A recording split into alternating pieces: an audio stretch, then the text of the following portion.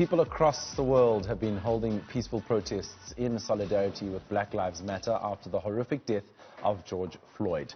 Last week, two black transgender women, Dominique Rema Fellis and Ria Milton, were reported dead within 24 hours in the USA.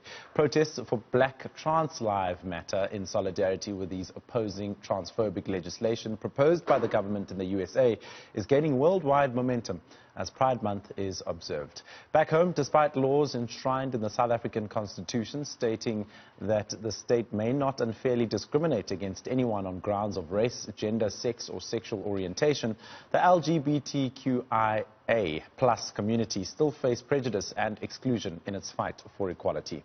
Jabu Pereira, Executive Director of Iranti-org, joins us via Skype to chat further. Jabu, thank you for your time and thank you for joining us on Weekend Dawn. Now, people in the LGBTQIA+ community always and continue to get discriminated upon. What are the reasons behind that? Thanks so much for having me. Look, there are a number of factors to why people have prejudice. I mean, a lot of it could be preconceived historical socialization, particularly around religion, culture, where ordinarily the world, as we were taught as children, only comprised of Adam and Eve. Let's put it in that very simplistic context. So historically, I think there's a lot of undoing that we need to do in relation to how people perceive LGBTI persons. Often that discrimination, how it translates to transgender people, is the way the world wants to perceive what a male or female person is. And often that prejudice is then imposed on trans people either through the form of violence or through some systemic exclusions from workplace environments, from healthcare services, etc. And, LGBTI people, there are, we're talking about essentially 5 different forms of identities, people who identify as gay and lesbian, and that's relating to sexual orientation, people who identify as trans, and that relates to gender identity, and people who are intersex, who are born with a variation of sex characteristics. So in each of these categories, we know that people who are in these minorities face extreme discrimination within South Africa and largely within our region. And as you've mentioned, just how other countries are also kind of using this moment of COVID to enhance prejudice and transphobia. How do we go about changing that narrative and teaching people that people of that community are just normal people like anyone else? Is it something that we should be teaching from a school level? Should it be something that's involved in the subjects at school? Yeah, wherever education can happen, and particularly where prejudice happens the most, which we know happens within churches. For example, it happens very much within our homes, where we're just dealing with GBV right now in South Africa, where extreme masculinity and toxic masculinity seems to be the prevalence of what defines maleness or masculinity. And so there's a lot of undoing in relation to where does education really start.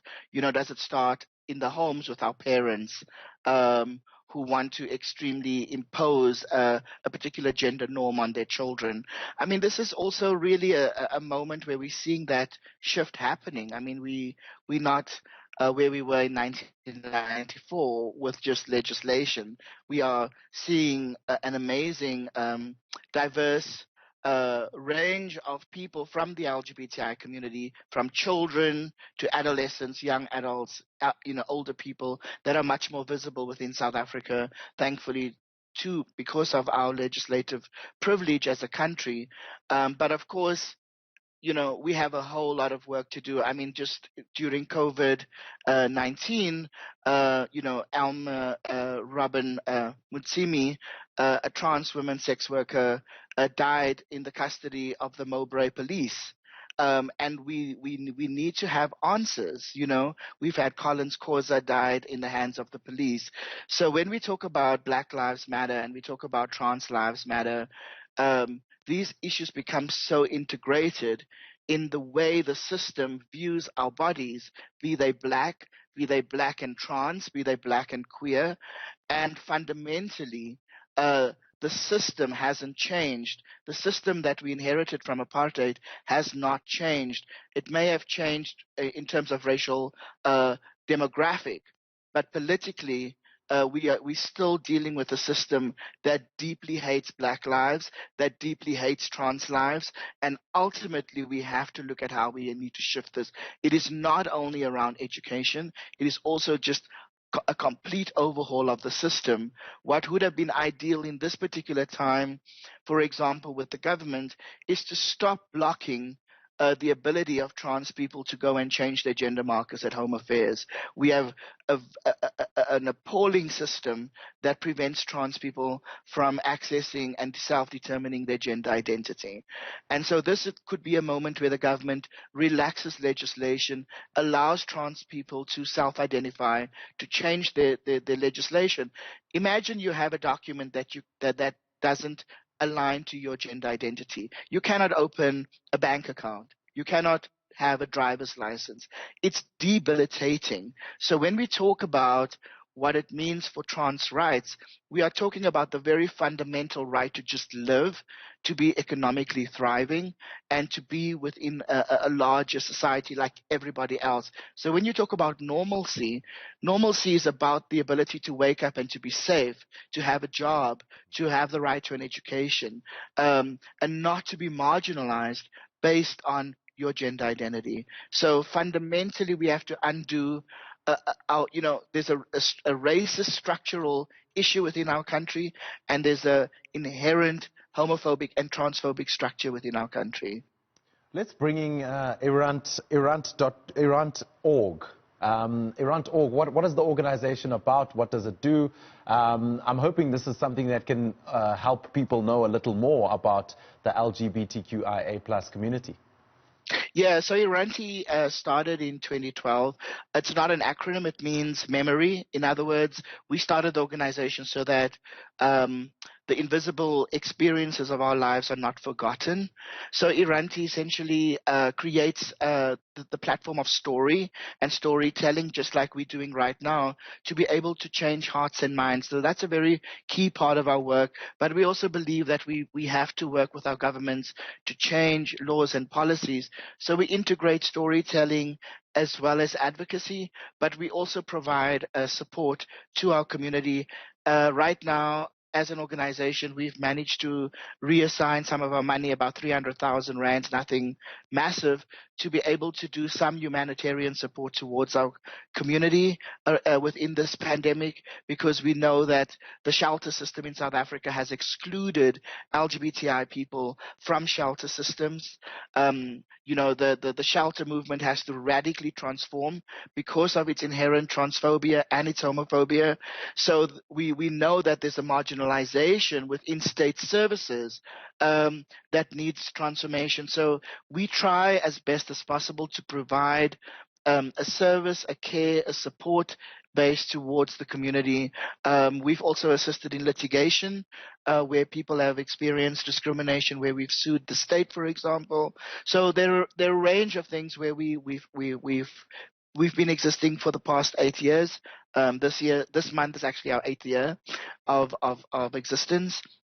So yeah, people can definitely reach out to us on our website, on our social media, and yeah, we're available. I want to go back to the movement for Black trans lives that kicked off in the US a few weeks ago. And what I mainly want to focus on is the fact that 14 transgender people were possibly killed just this year alone. I don't want to compare it with South Africa at all, but surely the change needs to happen there as well, because people look at the US as the free world or the first world, and a lot of changes and diversity started there, which trickled onto the African nations. But what seems to be the stem of the problem there? Look, in proportion to the number of trans women that are also killed in South Africa, I think South Africa's numbers are actually higher, given the population sizes. But sorry, there's a disconnect. Yeah, can you hear me? Yeah, continue. Oh, okay. So, yeah, what we were talking about is around the the extent of the violence and what happens.